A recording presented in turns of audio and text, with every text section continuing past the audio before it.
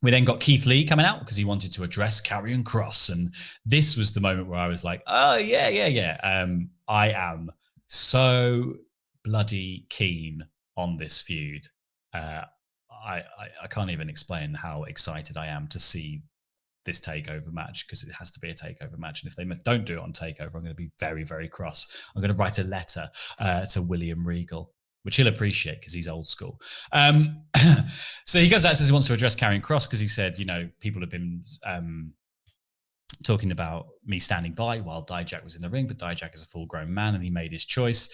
And he says, like, you've come after me and you've done so much extra bull S-word. He dropped a swear on the telly. He did it twice. He dropped 2 swears and everyone was like, oh, in classic wrestling fashion. But it was really good. Like, Keith Lee is such an amazing talker, and this was really powerful. It was the perfect time to drop it. Really well done. And he said, and all of that chat, all of that stuff you've said, all that extra stuff, all means nothing when you won't come and do the one thing that I'm doing in the ring, face to face, man to man, calling me out. And he says, so I'm calling you out, Karrion Kross. And then Cameron Grimes into it. It's so good. He has properly elevated himself into Vicky Guerrero heat territory. He's just got that style of delivery that's so irritating, but also charismatic enough that you're not like completely get off my screen. It was, I roared with laughter when Cameron Grimes came out, because I knew what they were doing. Like, everyone knows what they're doing. He comes out, Cameron Grimes, and just like, oh, he's gonna get murdered, because Keith Lee is just standing there, just looking with a kind of vein throbbing in his forehead. Oh, really funny. And it's like, it doesn't even bury Cameron Grimes, because it's just such a good foil. It's like he really added. It's like, intense moment, bit of light. Bit of a breather, bit of catharsis, and then another really intense moment. Like, this segment really worked. Like, it was the only.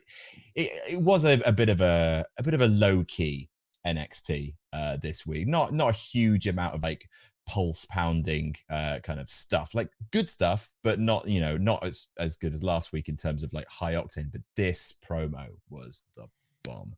It was absolutely fire. And so Cameron Grimes comes out and he's going, Cameron Grimes is going to come for the NXT Championship. And he gets on the apron. He's going, Keith, can you not hear me here? Keith. And Keith Lee just turns around straight into a choke hold.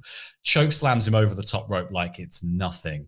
And then slams him up and down in the corner. But as that happens, the lights go out. Scarlett appears in the spotlight to watch. Grimes, trying to use that distraction, leaps in to do the cave-in, but gets caught in a spirit bomb. And then Scarlett introduces Karrion Kross on the screen, who's been filmed in extreme close-up. And he says, what kind of a man makes the choice to stand by and do nothing while his friend suffers? You give me my shot at the NXT Championship.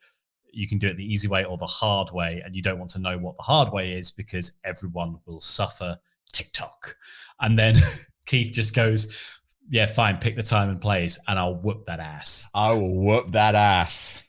Yeah, you're cool, Keith Lee. Every single bit of this was perfectly done. I think you're completely right. That, like, even the Cameron Grimes moment, that moment of like heightened suspense and just cutting it with a very well done comedic bit from Cameron Grimes, who is that kind of perfect annoying heel.